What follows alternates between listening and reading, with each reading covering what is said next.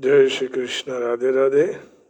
बंशीधरं तोत्रधरं नमामि मनोहरं मोहरं च कृष्णं मालाधरं धर्मधुरंधरं च पार्थस्य सारथ्यकरं च देवं कर्तव्यदीक्षां च समत्वशिक्षां ज्ञानस्य भिक्षां शरणागतिं च ददाति गीता करुणाद्रभूता कृष्णेन गीता जगतो हिताय।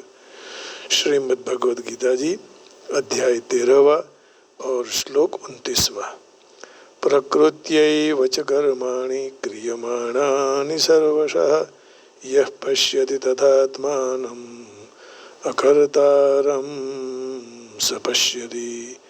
प्रकृत्यैव च कर्माणि क्रियमाणानि सर्वशः यः पश्यति तथात्मानम् अकर्तारं स पश्यति। यह कर्माणि सर्वशः प्रकृति, जो भी मनुष्य सारी क्रियाओं को ठीक तरह से प्रकृति के द्वारा हो रही है ऐसा देखता है और अपने को अकर्ता देखता है, अनुभव करता है, वही यथार्थ देखता है। अब देखिए अध्याय के 26वें श्लोक में भगवान ने क्षेत्र क्षेत्रज्ञ संयोग की बात बताई। इसी अध्याय में क्षेत्र क्षेत्रज्ञ संयोगाद अध्याय के 26वें श्लोक में यावत् संजायते किंचित सत्वं स्थावर जंगमं क्षेत्र क्षेत्रज्ञ संयोगाद तद्विद्धि भरतर्षभ। तो परमात्मा ने यहाँ इस संयोग से क्षेत्र क्षेत्रज्ञ की जो बात बताई उसके संयोग से छूटने के लिए दो उपाय बताए। परमात्मा के साथ अपना स्वतः सिद्ध संबंध को परिचित करना, देखना, पहचानना, और प्रकृति शरीर के साथ अपना माने हुए संबंध को तोड़ देना। 27-28 श्लोकों में परमात्मा के साथ संबंध के परिचय की बात बताई। अब आगे के 2 श्लोक में प्रकृति के साथ संबंध तोड़ने की बात कह रहे हैं कि जो भी मनुष्य सारी क्रियाओं को ठीक तरह से प्रकृति के द्वारा हो रही है ऐसा देखता है और खुद को अकर्ता अनुभव करता है, वही यथार्थ देखता है। वास्तव में चेतन तत्व स्वतः स्वाभाविक निर्विकार सम और शांत रूप से रहा हुआ है। ये चेतन तत्व परमात्मा की शक्ति प्रकृति स्वतः स्वाभाविक क्रियाशील है, उसमें नित्य निरंतर क्रिया होती रहती है। प्रकर्षेण करणम भावे ल्युटति प्रकृति ही। प्रकर्षेण करणम भावे ल्युट इति प्रकृति ही। जो कि प्रकृति सक्रिय और अक्रिय दो अवस्थाओं वाली है। सर्ग अवस्था में सक्रिय और प्रलय अवस्था में अक्रिय कहा जाता है। फिर भी सूक्ष्म विचार करके प्रलय अवस्था में क्रियाशीलता दूर नहीं होती है ना। तो कारण कि जहाँ प्रलय का आरंभ होता है वहाँ प्रकृति स्वर्ग अवस्था की तरफ चलती है। इस तरह प्रकृति में सूक्ष्म क्रिया चलती ही रहती है। प्रकृति की सूक्ष्म क्रिया को जो अक्रिय अवस्था कहता है, क्योंकि इस अवस्था में सृष्टि की रचना नहीं होती है। परंतु महासागर में जब सृष्टि की रचना होती है तब सर्ग के आरंभ से सर्ग के मध्य तक प्रकृति सर्ग की ओर चलती है। सर्ग के मध्य भाग आते ही प्रकृति सर्ग की तरफ चलती है और सर्ग का मध्य भाग आते ही प्रकृति प्रलय की ओर चलती है। इस तरह प्रकृति की स्थूल क्रिया को सक्रिय अवस्था कहते हैं। जो प्रलय और महाप्रलय में प्रकृति को अक्रिय मानवामा यदि आए तो महाप्रलय और प्रलय का आदि मध्य और अंत किस तरह होगा। इन तीनों को तो प्रकृति में सूक्ष्म क्रिया होने से ही होता है। इसलिए सर्ग अवस्था की अपेक्षा प्रलय अवस्था में तुलनात्मक अक्रियता है, सर्वथा अक्रियता नहीं है। सूर्य का उदय होता है, फिर मध्याह्न में फिर आ जाता है, फिर अस्त होता है। तो इससे पता लगता है कि प्रातः सूर्योदय होते ही प्रकाश मध्याह्न तक बढ़ता जाता है। मध्याह्न से सूर्यास्त के तक प्रकाश घटता रहता है। सूर्यास्त के बाद आधी रात हो तब अंधकार बढ़ता जाता है और आधी रात से सूर्योदय तक अंधकार घटता जाता है। वास्तव में प्रकाश और अंधकार की सूक्ष्म संधि मध्याह्न और मध्य रात्रि है, परंतु वह दिखाई देता है। सूर्योदय और सूर्यास्त के समय इस दृष्टि से प्रकाश और अंधकार की क्रिया दूर नहीं होती है, परंतु निरंतर होती रहती है। इसी तरह सर्ग और प्रलय, महासर्ग और महाप्रलय में भी प्रकृति में क्रिया निरंतर होती रहती है। सूर्य का उदय अस्त, ये जो है मैंने सुना है कि ये दोनों सूर्यास्त और सूर्योदय मिसगाइडिंग वर्ड है। ये वर्ड है ही नहीं, गलत है, क्योंकि सूर्यास्त न होता है न उदय होता है, सूर्यास्त तो होता ही रहता है। महासर्ग में प्रलय की गणना का साधन सूर्य है, परंतु महाप्रलय में सूर्य भी लीन हो जाते हैं।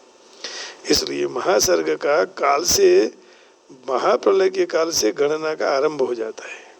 महाप्रलय के काल की गणना का एकमात्र साधन नित्य चेतन अविनाशी परमात्मा तत्व ही है।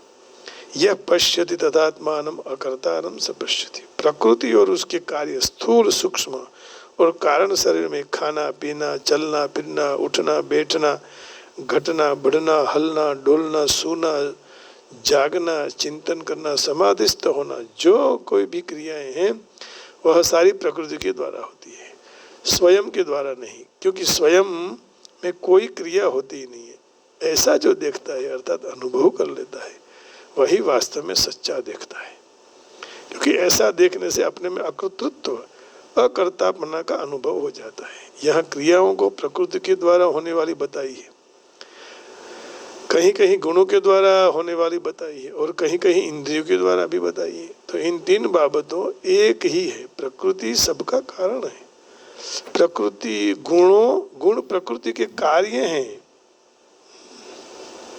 और गुणों का कार्य इंद्रिय है। इसलिए ये प्रकृति गुण इंद्रिय इनके द्वारा होने वाली सारी क्रियाएं प्रकृति के द्वारा ही हुई है, ऐसा कह सकते हैं। जितनी भी क्रियाएं होती हैं सारी प्रकृति के विभाग में है, उसमें जीव का हाथ नहीं है। प्रकृति के द्वारा होने वाली क्रियाओं को ही गीता में कहीं कहीं गुणों से होने वाली क्रियाओं और कहीं कहीं इंद्रियों से होने वाली क्रिया कही गई है। जैसे संपूर्ण कर्म ठीक तरह से प्रकृति के गुणों द्वारा किए जाते हैं। संपूर्ण कर्म प्रकृति के गुणों द्वारा किए जाते हैं। प्रकृति क्रियमाणानि गुणे कर्माणि सर्वशः।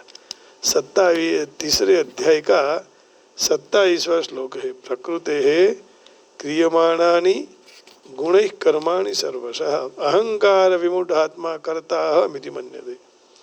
प्रकृते क्रियमाणानि गुणैः कर्माणि सर्वशः अहंकार विमूढ़ात्मा कर्ताहमिति मन्यते। सारे कर्म सर्व प्रकार प्रकृति के गुणों के द्वारा किए जाते हैं, फिर भी अहंकार के द्वारा मोहित हुआ अंतःकरण का अज्ञानी मनुष्य मैं करता हूँ ऐसा मान लेता है। और आगे भी बताया कि गुण ही गुण में बरती रहे बर्तन कर रहे हैं। गुणज गुणों में वर्ती રહ્યા છે। गुणा गुणेषु वर्तन्ते तत्ववित्तु महाबाहो गुणकर्म विभागयोः गुणा गुणेषु वर्तन्त इति मत्वा न सज्जते।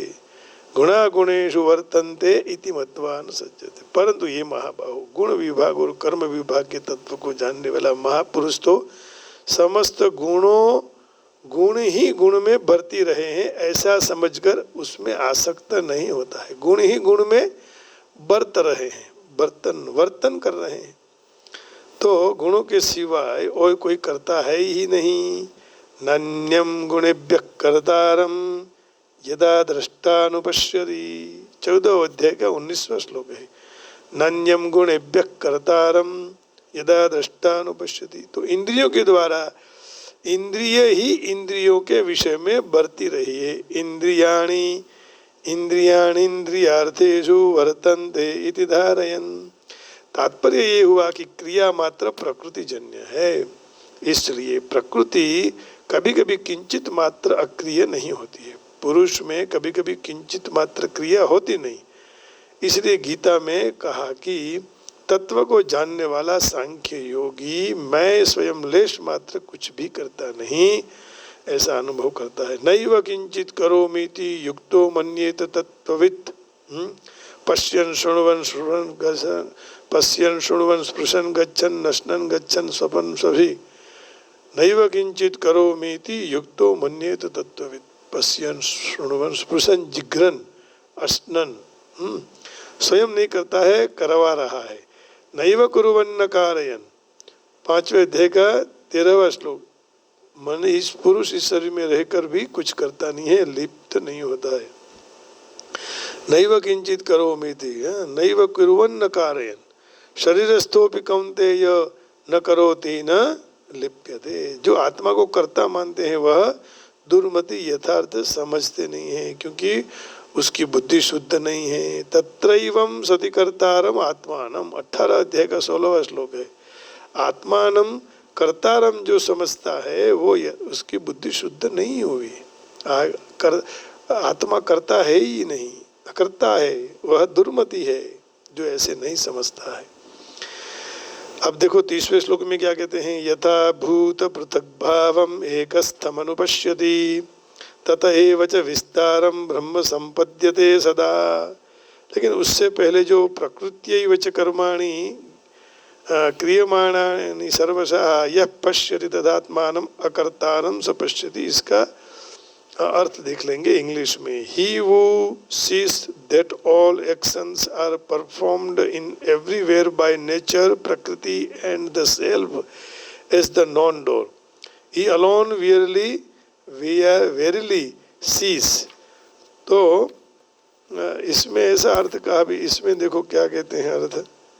हाँ 30वां श्लोक आएगा इसके हिसाब से। One who can see that all activities are performed by the body which is created of material nature and sees that the self does nothing actually sees। अब 30वां श्लोक, यदा भूत पृथक भावम एकस्थमनुपश्यति तत एव च कर्तारं विस्तारं ब्रह्म तत एव च विस्तारं ब्रह्म संपद्यते तदा। जिस काल में साधक प्राणियों के अलग अलग भावों को एक प्रकृति में ही रहे हुए देखता है तो उस प्रकृति से ही सबका विस्तार देखता है, वही उसी क्षण वह ब्रह्म को प्राप्त हो जाता है। जे काळे साधक प्राणियों अलग अलग भावों ने एक प्रकृति में ज रहेला जुए छे तथा એ પ્રકૃતિથી જ એ બધાનો વિસ્તાર જુએ છે, એ જ ક્ષણે તે બ્રહ્મને પ્રાપ્ત થઈ જાય છે। प्रकृति के 2 रूप हैं, क्रिया और पदार्थ। क्रिया से संबंध विच्छेद करने के लिए 29वां श्लोक कहा। अब पदार्थों से संबंध विच्छेद करने के लिए 30वां श्लोक कह रहे हैं। यथा भूत पृथक भावम ब्रह्म संपद्यते। जो भी काल में साधक सारे प्राणियों को अलग अलग भावों को अर्थात त्रिलोकी में जितने जरायुज, अंडज, उद्भिदज और स्वेदज प्राणी पैदा होते हैं वह उन प्राणियों के स्थूल, सूक्ष्म और कारण शरीर को एक प्रकृति में रहे हुए देखते हैं तो वह काल में ब्रह्म को प्राप्त हो जाता है। त्रिलोकी में स्थावर जंगम प्राणियों के शरीरों के नाम, रूप, आकृति, मनोवृत्ति, गुण, विकार, उत्पत्ति, स्थिति, प्रलय आदि सब प्रकृति से ही उत्पन्न होता है, प्रकृति में स्थित रहता है और प्रकृति में ही लीन हो जाता है। तो ऐसे जो देखता है वो ब्रह्म को प्राप्त हो जाता है, अर्थात प्रकृति से अतीत स्वतः सिद्ध अपने स्वरूप में परमात्मा तत्व को प्राप्त हो जाता है। वास्तव में यह पहले से ही प्राप्त था, केवल प्रकृति जन्य पदार्थों के साथ अपना संबंध मानने से उसको अपने स्वरूप का अनुभव नहीं होता है। परंतु जब वह सबको प्रकृति में ही रहे हुए प्रकृति से ही उत्पन्न देखता है तब उसके अपने स्वतः सिद्ध स्वरूप का अनुभव हो जाता है। जिस तरह पृथ्वी से उत्पन्न होने वाले स्थावर जंगम जितने भी शरीर हैं और उन शरीरों में जो कोई भी परिवर्तन या रूपांतर होता है, क्रिया होती है, वह सारी पृथ्वी पर ही होती है। तो उसी तरह प्रकृति से उत्पन्न होने वाले गुण विकार हैं और उनमें जो कहीं कुछ भी परिवर्तन होता है, घटता है, बढ़ता है, तो सारी प्रकृति से के द्वारा ही होता है।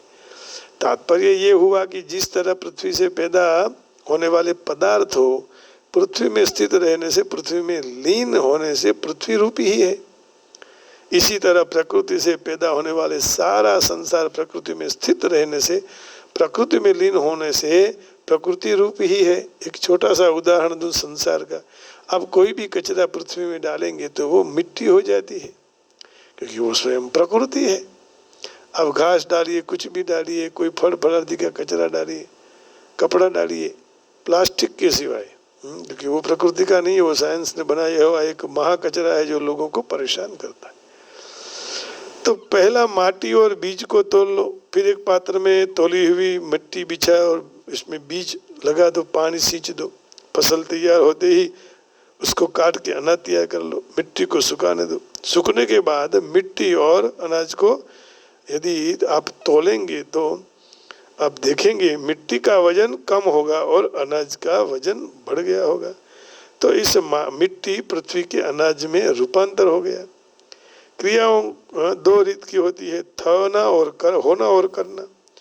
बालक का जवान होना और वृद्ध होना, ये दोनों क्रियाएं होती हैं। खाना पीना क्रियाओं करके ये सब क्रियाओं शरीर में ही होती है। तो इस तरह स्थावर जंगम प्राणियों के रूप में जो चेतन तत्व है वह निरंतर परमात्मा में स्थित रहता है ना। प्रकृति के संग से उसमें कितना भी विकार क्यों न दिखाई दे, परंतु वह सदा असंग है। भगवान नित्य असंग है।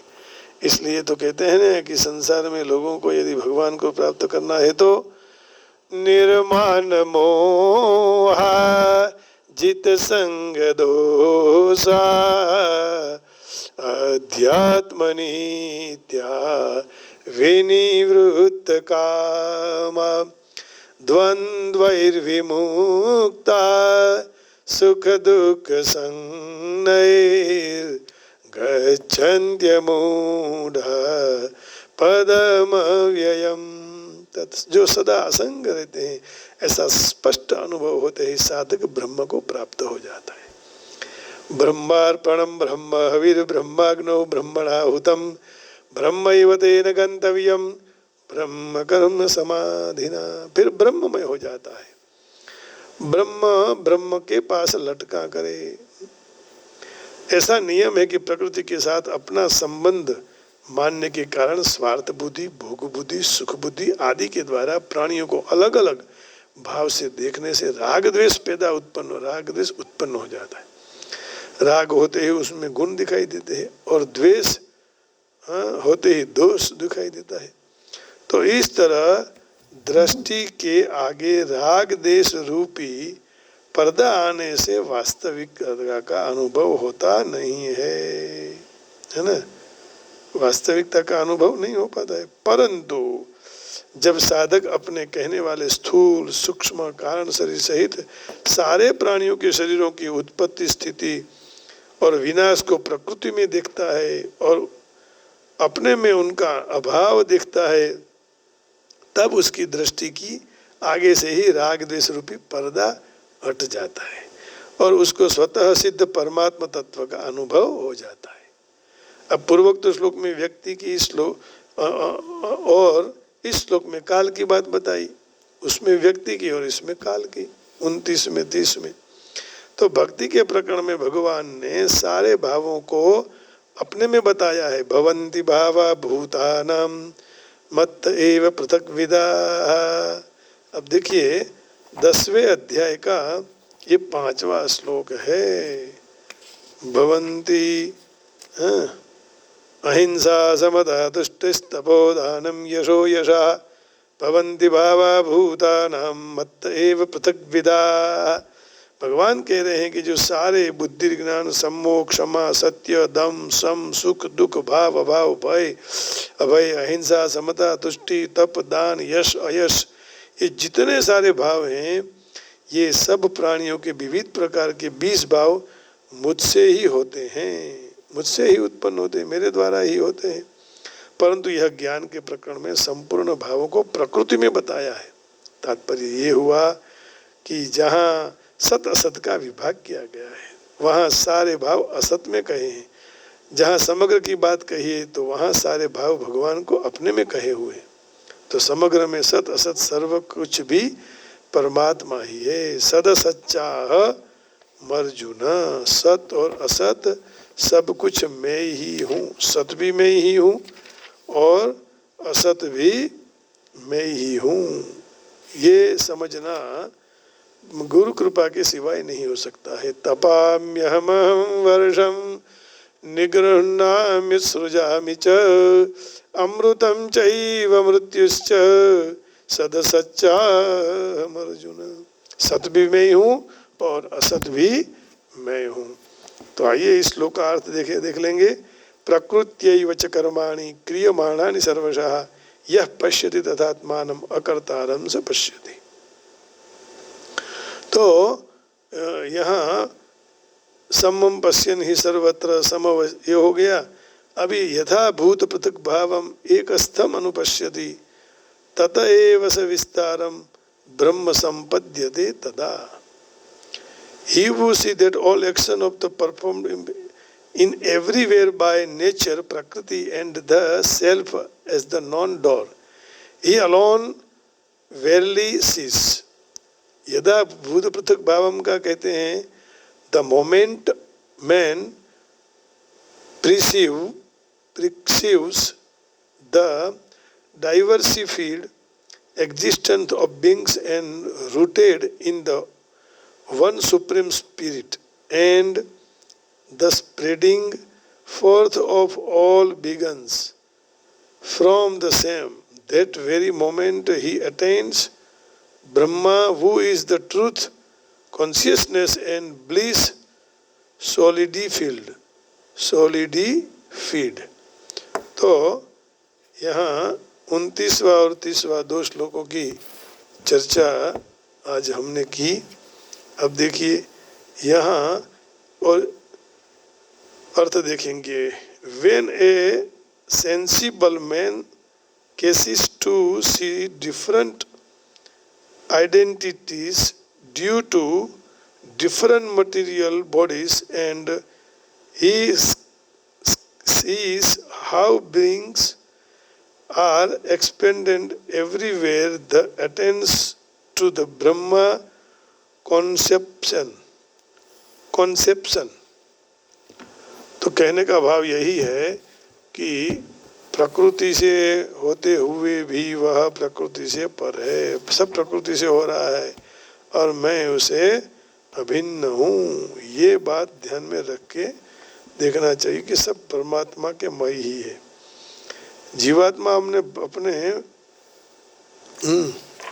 अकर्ता, जो मनुष्य ऐसा देख सकता है कि सर्व प्रवृत्तियाँ देह द्वारा की जाती है और देह का सर्जन भौतिक प्रकृति के द्वारा हुआ है और उसी को देखता है कि आत्मा कुछ भी करता नहीं है, वही सत्य है। अन्ना निर्लेप है ना। जो भी मनुष्य देख सकता है जीवों में विभिन्न शरीर व्यक्तिगत जीव की विभिन्न इच्छाओं के कारण उत्पन्न होते हैं, तो वह निश्चित रूप से आत्मा की मालिकी के नहीं होते हैं। तब वह वास्तव में देखते हैं। देहात्म बुद्धि के कारण हम किसी को भी देव, किसी को मनुष्य, किसी को कुत्ता, किसी को बिलाड़ी के रूप में देखते हैं, बिल्ली के रूप में। तो यह भौतिक दृष्टि है, वास्तविक दृष्टि नहीं है। यह भौतिक भेदभाव देहात्म बुद्धि के लिए होता है। भौतिक शरीर नष्ट होने के बाद आत्मा एक ही है। तो जो वही आत्मा भौतिक प्रकृति के संपर्क से अलग अलग शरीर धारण करता है, प्रकृति के संपर्क से सब कुछ होता है। तो वास्तव में हम लोग जो देखते हैं वो नहीं है, वो तो भौतिक दृष्टि है, वास्तविक दृष्टि नहीं है।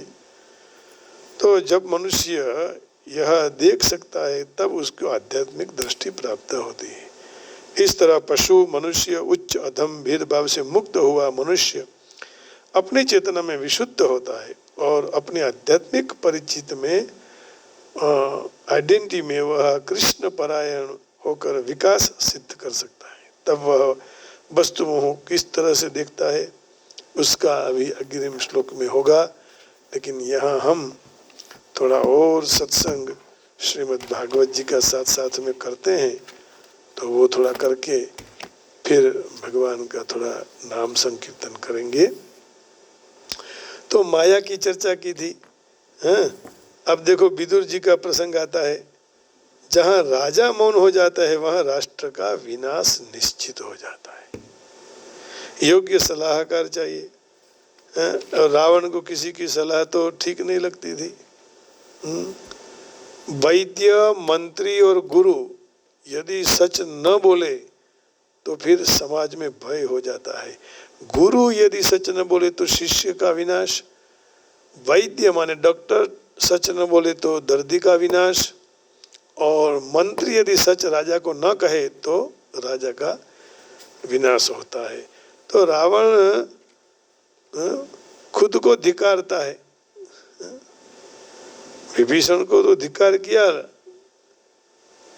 और राम जी कैसे हैं, शत्रु को भी मित्र बनाते हैं, अपना बनाते हैं, जैसे विभीषण को बना लिया। और रावण ने विभीषण को धिक्कारा। ये राम की नीति है। कौन सी नीति? सुनीति कहते हैं इसको। राम, इसलिए शास्त्र कहते हैं रामादिवत प्रवर्तितव्यम न रावणादिवत। रावण तो अपने भाइयों के साथ भी विरोध करता है, लेकिन राम नीति प्रीति परमारथ स्वार्थु, को न राम सम जान जतारथु। विधि हरिहरु शशि रविधि सिपाला, माया जीव करम कुलिकारा।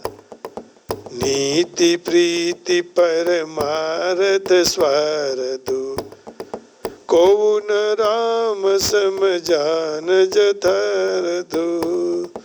विधि हरिहरु यशि रविधि सिपाला, माया जीव करम कुलिकाला। माया जीव करम कुलिकाला। अब वैदुर जी और मैत्री का जो भेंट हुआ था इसकी चर्चा करेंगे, लेकिन उससे पहले थोड़ा भगवान का सत्संग करेंगे। श्री राम जय जय राम, श्री राम जय जय राम। जय रघुनंदन जय सिया राम, जानकी वल्लभ सीताराम। श्री राम जय जय राम।